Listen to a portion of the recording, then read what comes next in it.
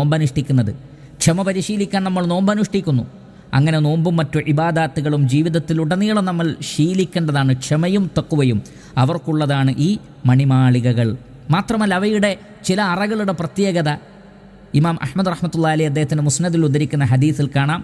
അബ്ദുല്ലാഹ് ഇബ്നു അംർ റളിയല്ലാഹു അൻഹു പറയുകയാണ്, റസൂലുള്ളാഹി സ്വല്ലല്ലാഹു അലൈഹി വസല്ലം പറഞ്ഞു, ഇന്ന ഫിൽ ജന്നതി ഗുർഫതൻ, സ്വർഗ്ഗത്തിൽ ചില അറകളുണ്ട്, ചില മുറികളുണ്ട്.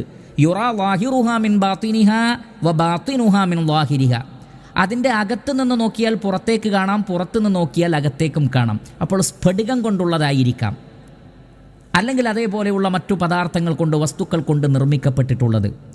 അപ്പോൾ സ്ഫടികം കൊണ്ടുള്ള, ഉള്ളിൽ നിന്ന് പുറത്തേക്ക് നോക്കിയാലും പുറത്തു നിന്ന് ഉള്ളിലേക്ക് നോക്കിയാലും അതിൻ്റെ എല്ലാ സുഖസൗകര്യങ്ങളും കാണാൻ സാധിക്കുന്ന രൂപത്തിലുള്ള ചില അറകൾ. നമുക്ക് പറയാം, ദുനിയാവിൽ പലരും പല അറകളും അതല്ലെങ്കിൽ വലിയ വലിയ ബിൽഡിങ്ങുകളിൽ പ്രത്യേക റൂമുകൾ സംവിധാനിക്കുന്നത് അകത്തുനിന്ന്